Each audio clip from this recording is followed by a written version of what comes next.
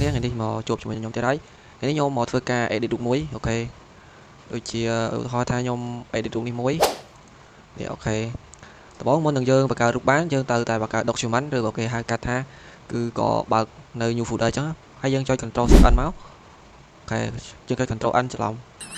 តោះមកយើងរើសឥឡូវខ្ញុំយក2000ដោយសារខ្ញុំធ្វើបង្កើតហើយលេខ solution នេះអ្នកគ្នាយក300ក៏បានយក100ក៏បានឬក៏យក72ក៏បានហ្នឹងគឺជាកម្រិតភាពច្បាស់អូខេបន្ទាប់ពីបានក្រដាសប៉ុណ្្នឹងហើយយើងទៅ flash យើងយករូបចូលអ្នកគ្នាយើងចូលទៅ file មកហើយយើងយកពាក្យថា flash import dot នេះមកឬក៏ flash link នេះក៏បានដែរតោះមកយើងចូលទៅរូបរបស់យើងអូខេយើងឃើញថារូបរបស់យើងបានប៉ុណ្ណេះហើយបន្ទាប់នឹងបានរូបយើងត្រូវតែខនេះគឺយើងផ្ដាច់ link វានេះជាប់ link ដោយសារយើងជាប់ link យើង click មកស្ដាំមកយើងយកពាក្យថា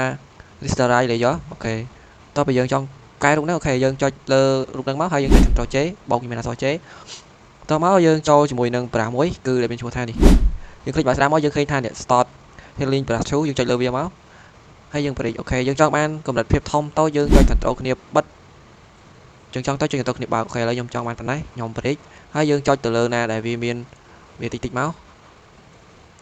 ចុចលើមុនដែលមានទូចហ្នឹងមកអូខេយើងផ្ដាច់ស្នាមវា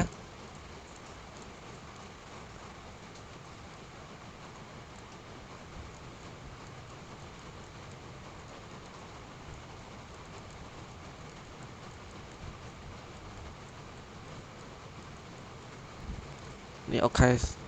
បន្ទាប់ពីយើងបានរូបប៉ុណ្ណឹងហើយយើងផ្ដាច់ថាមុនធំមកហើយឬក៏យើងថែមវាទៀតមកដោយសារវានៅជាប់ស្នាមអញ្ចឹងអូខេ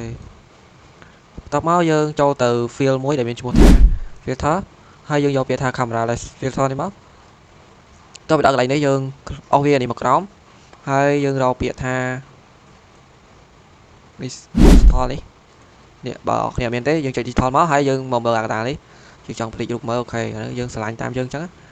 ហើយយើងអស់វាមកយើងចង់បានប៉ុណ្ណាឬក៏យើងចង់បានមកកប់វាសពេកអញ្ចឹងយើងអស់តាមចំណងចិត្តដែលយើងចង់កែមើលទៅវាសម